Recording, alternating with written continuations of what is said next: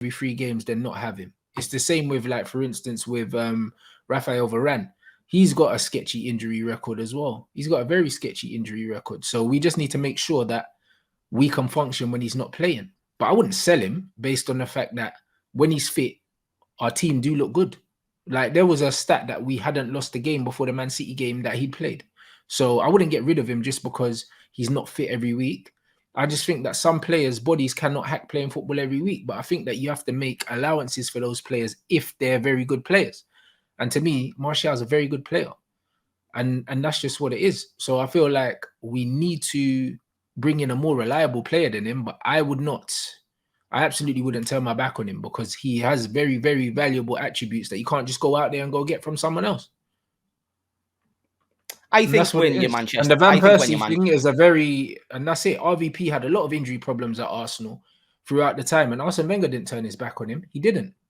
When Van Persie was fit, he scored goals for Arsenal as well. He brought a lot more to the team than what Martial does. Bigger player, better. One of the best strikers in the Premier League history. I wouldn't say that. You would say Van Persie's not a better player than Martial. You're not listening to what I'm saying. You said that he brought more to the team. Robin Van Persie was one of the best finishers I've ever seen in my life. He was a goal scorer. But the way Martial links play and does everything, his attributes are just as crucial to the team, but in a completely different way.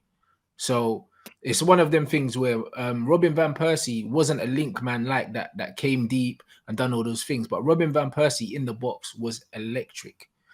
And with Martial, his link play and everything like that, even before he got injured last game, he got an assist. Like, the guy he's a proper footballer. He's a proper cultured footballer, but he has his injury issues. But Van Persie is a very, very good example. Very, very good example because he had injuries for the majority of his time at Arsenal, actually. I think he only had one season at Arsenal where he was pretty much clear of injuries. And I feel like that was the season just before we signed him. Before that, his Arsenal career was littered with injuries. Littered with them. And at not one point did Arsene Wenger try and get rid of him because he understood the quality. And I feel like a lot of Martial's qualities are getting overlooked or downplayed. I think a lot of Man United fans understand the quality that Van Persie has. I mean, Martial. I think a lot of Man United fans actually understand his qualities now. Some of them don't, but do you know what I mean? He's very similar. He kind of is and he isn't. Like, the comparison to Firmino is there, but it's not there, innit?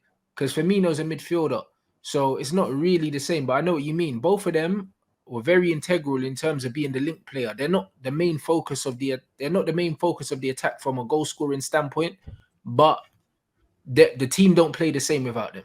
They don't play the same without them. Their skill sets are very specific to the system and the players that play around them. So those are two players that make their teammates better. That's what Martial is. He's a player. He's a facilitator. He's a player that makes everyone around him better. And Bobby did the same thing for you lot for a good number of years. Even though people were saying, he doesn't score goals. That was never his job. No, that's why I don't judge Martial on his stats or nothing like that. I think it's very fair that he brings much to your team. I just don't think it makes sense for the long term to keep a player who doesn't show any more signs of becoming less injury prone when you still need to get a first team striker as well. You're not going to be getting rid of Rashford anytime soon from the looks of it either. So I don't think it makes sense for him to stay there on 230 grand a week. But I don't dispute he's a good player, but I don't think he's... of course, you need the overall team, but I just don't think he's going to get the game time in the next couple of years to bring Manchester United even better than what they are now. Yeah, he can do it in odd little games. Yes, stats like, he hasn't lost in however many games that he's played for us sounds nice. But if he was playing week in, week out, would that be the case? Don't know. But he'd probably get you more points. He's just less reliable. And that's why I think it'd be more suited. Because even though you said it's hard, it's not as hard for someone like Manchester United to replace someone like Anthony Martial, not even just stylistically in what he can bring, but to what benefits your new team. And even though Eric Ten Hag likes him, he'll be able to identify multiple ballers who can come in and bring something similar or along the same lines as Tony Martial. And then because you're Manchester United... There's not players like Tony out there, though. There's not. The manager literally loves this guy. The manager came out in the press conference and said, we need him. He didn't say, he's a player I like. He said, he's a player that we need. Yeah, but he said... crucial. He's so crucial, but he said Ronaldo's still like a part of his team. He's got to back his players. I'm not saying it's the same level, but he doesn't have the same. He doesn't have the same relationship with Ronaldo, bro. Like, he literally. I agree. He sits down and he speaks to Tony, like, and he manages. I'm sure he does that with all of his players. In a personal way, he doesn't.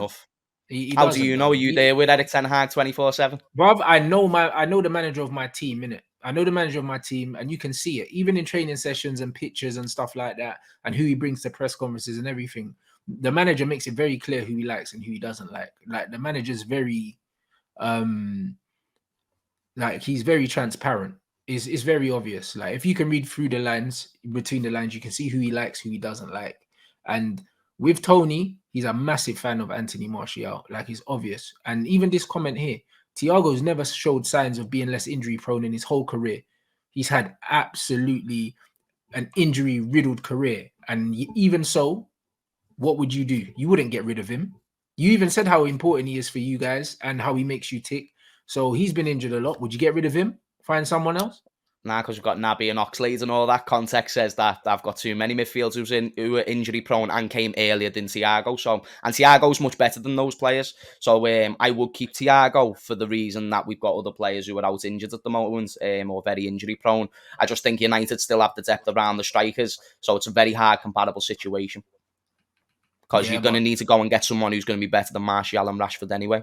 Unless Martial can play week in, week out and proves everyone wrong. Because at this moment, he hasn't necessarily done that. And he has got good attributes. It's just, can he bring Man United where they want to be? I'm not too sure. But no, that's a fair point, lad. Yeah, but again, it's all about availability, though. Do you know what I'm saying? Because if you know, flip it then. If you know that Thiago can't stay fit, and you've got a bunch of injury-prone midfielders that are meant to be his understudies, why do you not replace his understudies if you're not going to replace him? Because you need someone that can come in and do a job. But it's not hard to get players that are better than Oxlade-Chamberlain, like you said. When you're Liverpool and you're trying to get big midfielders as well as backup midfielders, it's a lot more harder.